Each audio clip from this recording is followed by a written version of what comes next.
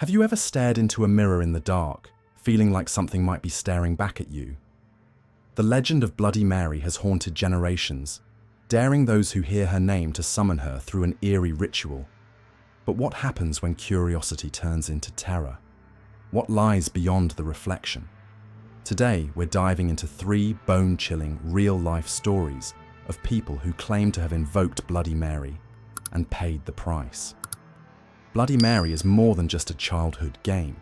It's a test of courage, curiosity, and fear. Some say it's a harmless superstition, while others swear by the consequences that follow.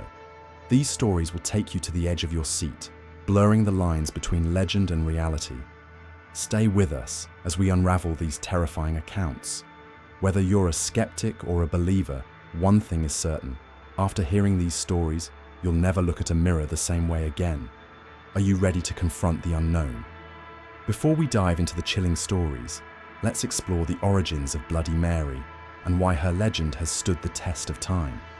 Who exactly is this mysterious figure, and why do people across the world fear her? The story of Bloody Mary has roots in European folklore, evolving over centuries into the spine-tingling legend we know today. Some versions describe her as a vengeful spirit of a woman wronged in life, seeking retribution on anyone who dares summon her. Others link her to historical figures, such as Mary Tudor, the infamous Bloody Mary of England, known for her brutal reign. Regardless of the origin, one detail remains consistent. Invoking her name comes with terrifying consequences. The ritual is deceptively simple, yet undeniably eerie. You stand in front of a mirror, often in a dark bathroom, and chant her name 3 times. Some say you need a candle, others claim the time of night matters. The mirror, a symbol of reflection and mystery in many cultures, becomes the portal to something sinister. Why do people keep daring to summon her? Perhaps it's the thrill of facing the unknown, or the challenge of proving one's courage. But beneath the surface lies a universal fear. What if the legend is true? What if, in the silence of the dark, someone or something is truly waiting on the other side? As we delve into these stories, keep one thing in mind. Every legend starts somewhere, and sometimes they persist because they hold a fragment of truth. Are you ready to uncover what happens when the line between myth and reality blurs? It all started on a crisp October evening, a typical night for a group of high school friends looking for a thrill. They had gathered at Sarah's house for a sleepover, swapping ghost stories as laughter echoed through the dimly lit living room. As the hours crept past midnight, someone suggested a daring idea. Let's summon Bloody Mary. Nervous giggles filled the room as the group made their way to the bathroom. Armed with a single candle, they squeezed into the small tiled space. The air felt heavier as they closed the door, their reflections flickering in the dim light. Taking a deep breath, Sarah, the bravest of the group, began the chant. Bloody Mary, Bloody Mary, Bloody Mary. For a moment, nothing happened. The room remained silent except for the faint sound of their breathing. Then, a faint scratching noise broke the stillness, as if something was clawing at the mirror's surface. The candle flickered violently, and the tension in the room escalated. Suddenly, a loud bang echoed, and the candle went out, plunging them into darkness. Panic set in as the friends scrambled to open the door, but when the light returned, they noticed something chilling. Matt, the only boy in the group, was missing. They called his name, searching every corner of the house, but he was nowhere to be found. The next day, the police were called and a search party combed the nearby woods. Matt's parents were inconsolable, but no trace of him was ever discovered. The group never spoke about what happened that night, their friendship fractured by fear and guilt. Was it a cruel prank gone wrong? Or did something truly malevolent take Matt? The mystery remains unsolved, and to this day, Sarah avoids mirrors altogether, haunted by what she believes she saw in the reflection, a shadowy figure standing where Matt once was. What would drive someone to test the limits of fear? For Sarah and her friends, that question has no easy answer. All they know is that one act of curiosity left them forever changed and short one friend. Michael was a self-proclaimed skeptic, a logical man in his late 20s. He dismissed supernatural tales as mere fabrications of overactive imaginations. When he overheard a co-worker recounting the legend of Bloody Mary, he chuckled and decided to prove just how ridiculous the story was. Little did he know, his decision would alter his life forever. Michael was a self-proclaimed skeptic. A logical man in his late 20s, he dismissed supernatural tales as mere fabrications of overactive imaginations. When he overheard a co-worker recounting the legend of Bloody Mary, he chuckled and decided to prove just how ridiculous the story was. Little did he know, his decision would alter his life forever. That evening, armed with nothing but his disbelief, Michael prepared for his experiment. He chose his apartment's small windowless bathroom, ensuring the perfect conditions for what he called debunking nonsense. He turned off the lights, lit a single candle, and stared at his own reflection. For a moment, he hesitated. The dim glow made his face look unfamiliar, distorted even, but he shook it off. With a steady voice, he began, "Bloody Mary, Bloody Mary, Bloody Mary." At first, nothing happened. Michael smirked, satisfied with his conclusion. But as he reached for the door handle, he froze. A sound, like fingernails scraping against glass, emanated from the mirror. He turned back, heart pounding. His reflection wasn't moving in sync with him. Michael's rational mind tried to process the impossible, but before he could react, the candle extinguished, plunging the room into pitch darkness. A sudden, sharp pain raked across his back, forcing him to stumble out of the bathroom. When he finally turned on the light, there were deep red scratches trailing down his skin, unmistakable and fresh. Shaken, Michael avoided telling anyone what happened.